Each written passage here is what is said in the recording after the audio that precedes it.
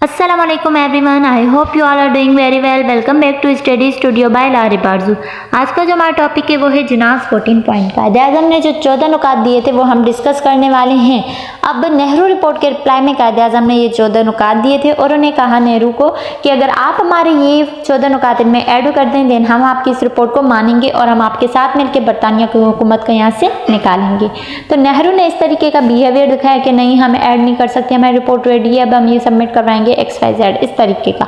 तो कायदे-ए-आज़म ने जो 14 नुकात दिए थे उसमें ये था। सबसे पहला जो उन्होंने कहा कि फ्यूचर जो कॉन्स्टिट्यूशन होगी उसमें जो है हम फेडरल गवर्नमेंट चाहते हैं। अब फेडरल गवर्नमेंट क्या होता है, उसमें जो है एक सेंट्रल गवर्नमेंट आ जाती है, उसके अलावा जो है प्रोविंशियल गवर्नमेंट आती है। अब प्रोविंशियल में क्या होता है, हर एक सूबे के पास अपने इख्तियारात होते हैं और फेडरल जो उनके ऊपर होता है उनके पास अपने इख्तियारात होते हैं। और जो प्रोविंशियल गवर्नमेंट है उसमें जब सूबों के पास इख्तियारात होंगे तो अपने सूबे की हदूद तक महदूद होंगे।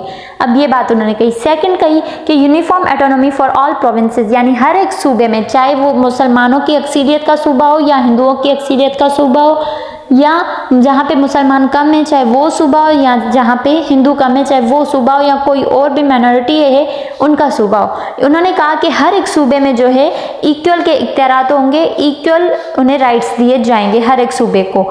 नंबर 3 पे उन्होंने बात की कि लेजिस्लेचर यानी कानून साज इदारे की बात की कि वहाँ पे माइनॉरिटीज़ की जो रिप्रेजेंटेशन है उसे यकीनी बनाया जाए। इस वक्त अगर हम बात करें तो पाकिस्तान में 10% सीट्स हैं जो नॉन मुस्लिम्स की हैं। अब वो सीट्स उन्हीं की, वहाँ पे कोई मुसलमान नहीं आ सकता। तो इन्होंने भी वही बात की थी कि माइनॉरिटीज़ की जो है रिप्रेजेंटेशन को यकीनी बनाया जाए, उन्हें सीट्स वगैरह यानी दी जाए। अब नंबर 4 पे इन्होंने बात की थी कम्युनल ग्रुप्स की। अब वो क्या होता है, यानी हर एक ग्रुप, चाहे वो हिंदुओं का हो या मुसलमान हो या किसी और का भी हो, उनके हर एक को इक्वल राइट्स मिलने चाहिए और सबको जो है अपना एक सेपरेट इलेक्टोरेट मिलना चाहिए, ताकि मुसलमानों का अगर सेपरेट इलेक्टोरेट हो वो उनका हो और हिंदुओं का हो तो वो उन्हीं का हो। यानी इन्होंने इसकी भी बात की ताकि हर एक को इक्वल राइट्स मिले, कोई ये ना कहे कि हमें कम राइट्स मिल रहे हैं उन्हें ज़्यादा मिल रहे हैं। तो ये बात की गई थी ताकि जुदागाना इंतखाब भी हो।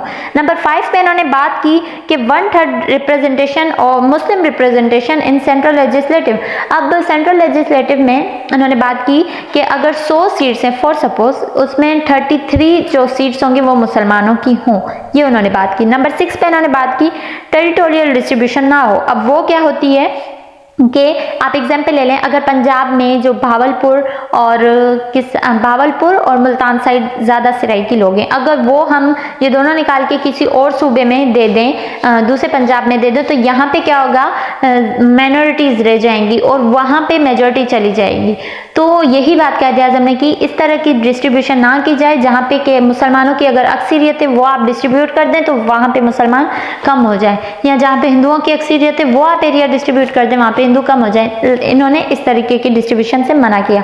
नंबर 7 पे इन्होंने बात की कि फुल रिलीजन पे यानी अपने मजहब पे चलने का सबको हुक्म है, सबको इख्तियार है, कोई किसी पे जोर जबरदस्ती नहीं कर सकता कि ये तुम काम ना करो अपने मजहब का, तुम हमारे मजहब का करो। जोर जबरदस्ती नहीं है, हर कोई अपने मजहब के हवाले से अपने मजहब के हिसाब से जिंदगी सुकून से गुजारे। नंबर 8 पे इन्होंने बात की कि कोई भी बिल या रेजोल्यूशन पास नहीं होगा जब तक के 3/4 अगर उसका इनकार करे। अब वो कैसे, आप ये देखें कि अगर 100 सीटें हमने लेजिस्लेटिव में बात की, उसमें से 33% मुसलमानों की हैं, 33 सीट्स वो ये बात कह रहे थे। तो उन्होंने ये बात की कि कोई भी बिल रेजोल्यूशन तब तक पास नहीं होगा जब तक उन 33 में से किसी भी, चाहे कम्युनिटी का हो, कोई और माइनॉरिटी भी होती तो उनकी भी वो बात कर रहे थे कि उसमें से अगर 24 बंदे भी इस बात पे, इस किसी बिल पे इनकार कर रहे हैं ना कि ये नहीं, इस बात पे हमें इनकार है या कुछ, तो वो बिल पास नहीं होगा। क्यों, अब देखें, एक तरफ जो है 67 सीट्स हैं, दूसरी तरफ जो है 33 सीट्स हैं। तो अब इसी वजह से इन्होंने बात कही थी ताकि मुसलमानों की जो अक्सरियत है उसे यकीनी बनाया जाए और जो मुसलमानों के हुकूक हैं उन्हें भी पूरा वहाँ पे उन्हें अपने हुकूक वगैरह जो है पूरे मिले। नंबर 9 पे इन्होंने बात की थी कि सिंध को जो है सेपरेट किया जाए मुंबई से। और नंबर 10 पे इन्होंने बात की NWFP और बलूचिस्तान में जो है रिफॉर्म्स लाए जाएं। फिर उन्होंने बात की कि जो सरकारी मुलाजमत है उसमें मुसलमानों और हिंदुओं को जो है नुमाइंदगी मिले।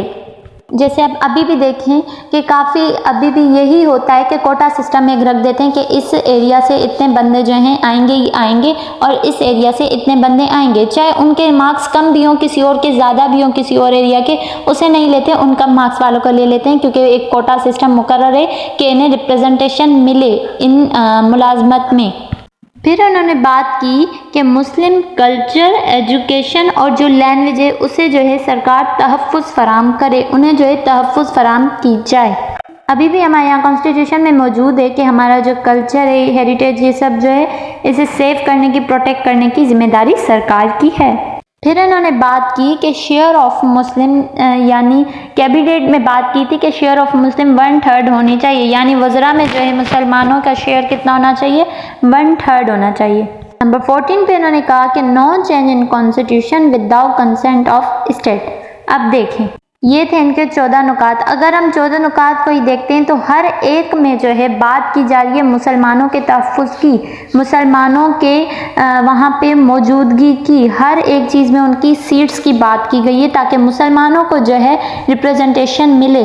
यानी इसका मेन फोकस यही है कि मुसलमानों की जो नुमाइंदगी वो सेंट्रल में भी होनी चाहिए, वो लेजिस्लेटिव में भी होनी चाहिए, वो कैबिनेट में भी होनी चाहिए, यानी फोकस जो है मुसलमानों की नुमाइंदगी पर हो रहा है। फिर क्या है, जो कोई भी कानून पास होगा वो इनकी मौजूदगी के बगैर नहीं होगा, यानी मुसलमान मौजूद होने चाहिए, कोई बिल भी ऐसे ही पास नहीं हो सकता। कॉन्स्टिट्यूशन में चेंज आएगा तो इनकी मौजूदगी ज़रूरी है। ये था आज का हमारा टॉपिक। आई होप कि आप लोगों को क्लियर हो गया होगा। अगर अभी भी कहीं भी कन्फ्यूजन है तो आप लोग सवाल पूछ सकते हैं। Thank you very much.